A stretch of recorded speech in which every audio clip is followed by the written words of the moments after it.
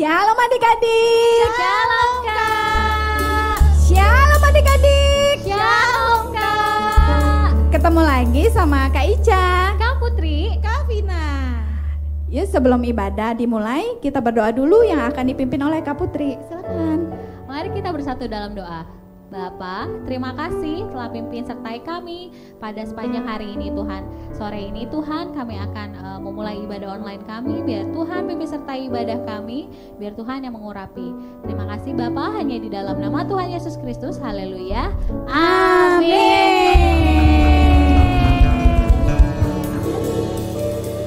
Firman Tuhan berkata, aku, kamu, dan adik-adik sekalian yang ada di rumah adalah Laskar Kristus yang akan melawan iblis.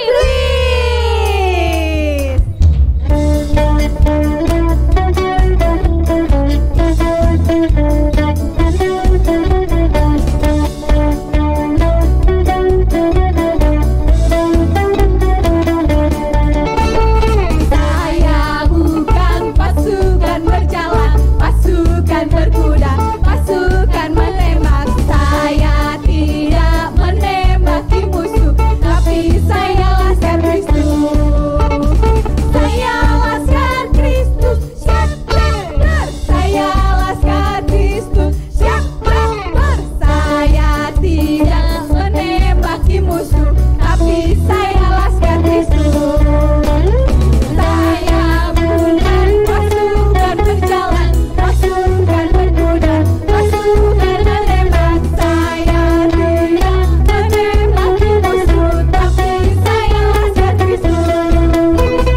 Saya Laskar Kristus, siap benar. Saya Laskar Kristus, siap benar. Saya tidak menembaki musuh, tapi saya Laskar Kristus. Saya Laskar Kristus, siap benar. Saya Laskar Kristus, siap benar. Saya tidak menembaki musuh, tapi saya Laskar Kristus. Saya tidak menembaki musuh, tapi saya Laskar Kristus. Saya tidak menembaki musuh, tapi saya Laskar Kristus. Aduh, ngos-ngosan juga ya Kak ya. Tapi tetap semangat ya untuk mendengarkan firman Tuhan. Yuk sebelum mendengarkan firman Tuhan, kita naikkan pujian Yesus ku panggil. Ku panggil Yesus, ku undang masuk dalam hatiku, memimpin, menuntun setiap langkah hidupku, sucikan, kuduskan semua dosaku.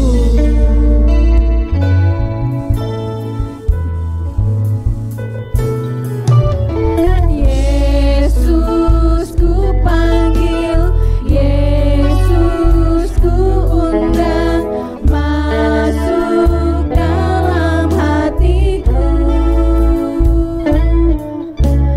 memimpin, menuntun setiap langkah hidupku, sucikan, kuduskan semua dosaku.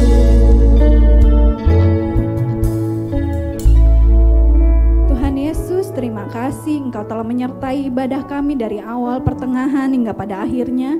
Sebentar kami akan mendengarkan firman-Mu. Engkau yang memberkati, Engkau yang memberikan hikmat bagi Kak Vina untuk menceritakan firman-Mu ya Bapa. Terima kasih Tuhan, hanya di dalam nama Tuhan Yesus kami berdoa dan mengucap syukur. Haleluya, amin. Amin. Shalom adik-adik. Aduh, sore-sore tadi kita udah semangat ya, sukacita sekali nyanyinya ya kan. Sama kakak juga semangat sekali, saking semangatnya sampai ngos-ngosan. Tapi kakak tetap bersuka cita karena adik-adik tetap setia untuk mengikuti ibadah online sekolah minggu di setiap minggu sore. Duh adik-adik, minggu ini nih dari minggu-minggu kemarin sih kakak sempet bingung nih. Tahu nggak kenapa? Karena di bulan ini ada promo banyak banget di belanja online. Bener nggak? Suka ngeliat nggak iklannya kalau kalian lagi nonton YouTube? Aduh kak, nggak bisa di skip lagi tuh iklannya tuh. Jadi kita liatin terus iklannya sampai apal kak, lagunya apal, goyangannya apal. Iya kakak juga sempet loh ngerasain banyak banget ternyata promonya dan itu bikin kakak bingung. Karena kakak pengen nih beli barang tapi bingung mau yang A atau yang B. Kadang-kadang adik-adik suka bingung nggak? Sama ya? Pernah kan bingung kan? Iya berarti kita sama, salaman dulu kita.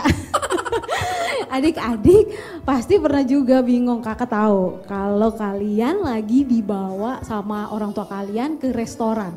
Pasti kalian bingung, misalkan ditanyain sama mamahnya, Dek kamu mau makan yang mana, pilih aja. Pasti kalian bingung karena semuanya tuh pengen kalian makan kan. Tapi pasti kalau kalian minta, mah semuanya dong boleh gak dibeliin? Pasti gak akan dibolehin karena gak bakalan kalian habisin juga gitu. Kalian pasti bingung, aduh aku mau jajan makannya yang ayam paha bawah atau paha atas atau sayap. Pasti kalian juga kadang-kadang pernah kan bingung kayak gitu. Sama kakak juga walaupun udah tua tapi masih suka bingung. Kali ini kakak juga mau cerita nih orang yang pernah bingung. Dia ada di perjanjian lama. Dia adalah seorang hakim bangsa Israel. Ternyata dia juga pernah bingung. Adik-adik, seorang hakim aja juga pernah bingung. Iyalah, apalagi seorang hakim, dia harus memutuskan. Dan keputusannya dia itu akan berdampak sama orang banyak. Apalagi ini hakimnya bangsa Israel. Jadi nggak cuma 1-2 orang kan, ada banyak orang Israel. Dan dia menjadi hakim. Dia yang akan menentukan bahwa keputusannya dia yang akan dipakai. Tapi kalau dia lagi bingung, kira-kira dia ngapain ya? Tang ting tung gitu, tang ting tung mana yang beruntung, oh yang ini aja nih keputusan yang ini. Enggak, seorang hakim dia harus selalu berdoa sama Tuhan untuk meminta hikmat agar keputusan itu benar yang dikeluarkan. Dia bernama Gideon. Jadi saat itu bangsa Israel belum punya raja, tapi dia punya seorang hakim. Jadi dia yang menentukan perkara-perkara, memutuskan perkara-perkara bangsa Israel, juga dalam memimpin berperang. Saat itu bangsa Israel kan masih berperang tuh, melawan bangsa-bangsa yang gak mau berdoa sama Tuhan. Jadi Gideon ini dia harus membuat keputusan bagaimana dia harus berperang, kapan dia harus berperang. Dia juga harus menentukan mana yang baik, mana yang tidak untuk bangsa Israel. Saat itu bangsa Israel digangguin. Digangguin sama siapa? Ya itu sama bangsa-bangsa lain yang gak mau berdoa sama Tuhan. Jadi nih tanaman dia itu hasil panennya tiba-tiba hilang. Gak ada, diambil sama bangsa lain. Hewan-hewan ternak, mana hewannya udah gede-gede, udah siap disantap, malah hilang juga. Tuh kadang-kadang bangsa Israel juga dibully ya sama bangsa lain ternyata. Jadi kasus bully itu udah dari dulu, dari perjanjian lama sampai sekarang. Cuman gitu sih bangsa Israel.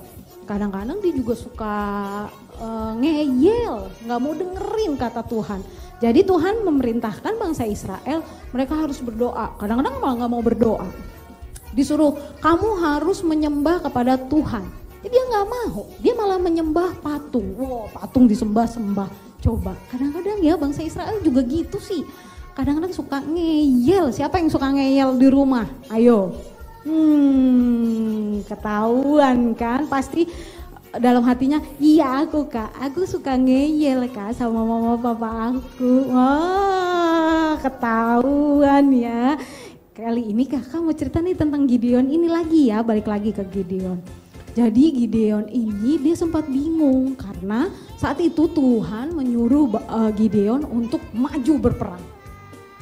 Tapi saat itu Gideon lihat musuhnya, bangsa lain itu, ya ampun banyak banget orangnya. Dalam hati Gideon, gimana caranya aku bisa menang menang ya.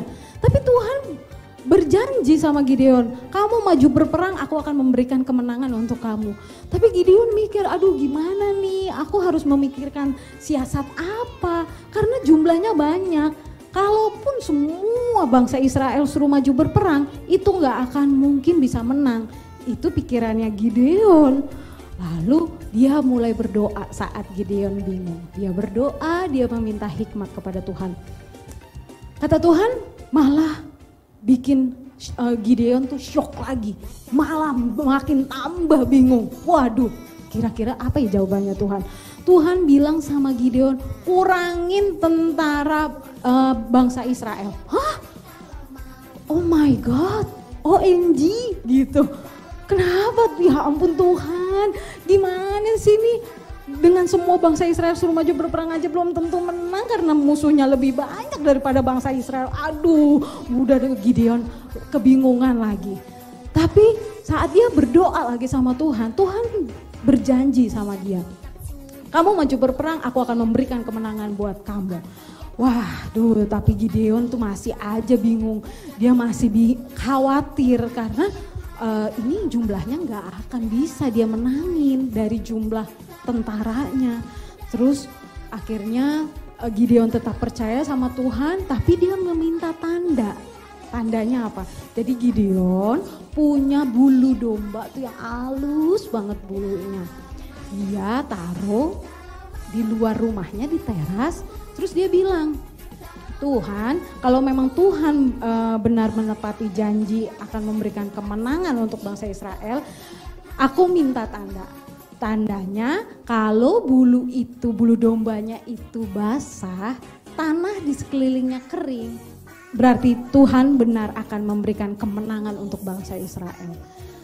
Begitu besok paginya, Gideon langsung keluar. Dia lihat, wah benar tanah sekelilingnya itu kering, tapi tadi tanah sekelilingnya basah, bulu dombanya kering.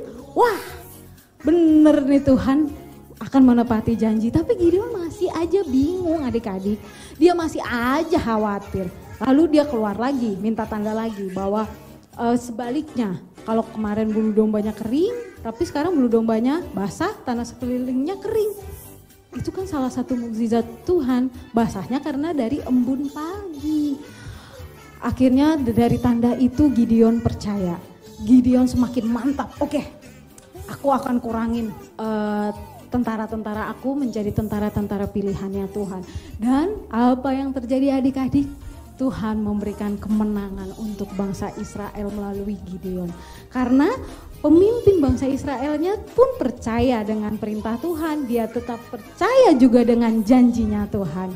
Wow, keren banget ya. Jadi kalau adik-adik yang saat ini lagi bingung, lagi galau, nih kakak kasih tahu caranya. Supaya adik-adik bisa lipatkan tangan, tutup matanya terus berdoa sama Tuhan. Minta hikmat daripada Tuhan. Kira-kira keputusan yang aku ambil itu benar atau enggak. Contohnya saat misalkan adik-adik nih lagi batuk nih. Terus mama bilang, Dek kamu jangan minum es ya. Iya mah. Saat di depan mama, iya mah. Terus mama pergi, gak tahu lagi. Kalian dengar ada tukang es lewat. Wah, siang-siang begini kayaknya enak nih kalau minum es. Tapi lagi batuk. Kalau aku minum es tambah parah lagi. Kira-kira aku beli atau enggak ya? Cuaca lagi panas. Kalau minum es tuh enak. Tapi kalau aku minum es nanti aku jadi batuk. Nah, kan saat itu kalian bingung. Tapi kalian berdoa sama Tuhan. Tapi kalau udah mama bilang jangan minum es, ya jangan minum es. Nanti malah tambah parah. Kalian mau dibawa ke dokter untuk minum obat kan enggak. Kasihan juga nanti mamah kalian sama papa kalian. Yuk kita mau belajar dari cerita Gideon ini. Supaya adik-adik tetap meminta hikmat daripada Tuhan. Saat adik-adik bingung, adik-adik gak tahu mesti gimana, mesti ngapain. Kalian berdoa sama Tuhan, biarlah Tuhan yang kiranya akan memberikan kepada adik-adik keputusan yang tepat seperti Gideon. Kata-kata kesimpulannya adalah Tuhan sumber kebijaksanaan. Tuhan sumber kebijaksanaan. Jadi Kalau adik-adik mau pinter, kalian mau bijaksana juga, kalian tetap harus berdoa seperti yang Gideon lakukan. Yuk kita mau sama-sama mau menghafal ayat hafalan dari Ayub 12 ayat 13. Gampang kok, sedikit.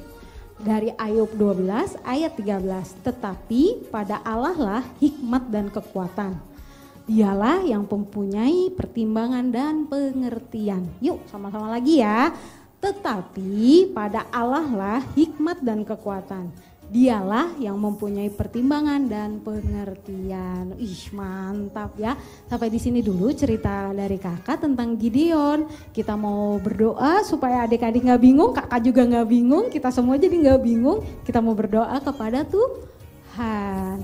Yuk lipatkan tangan, tutup matanya, tundukkan kepalanya. Kita mau berdoa kepada Tuhan. Tuhan Yesus, terima kasih untuk firman yang Tuhan berikan saat ini.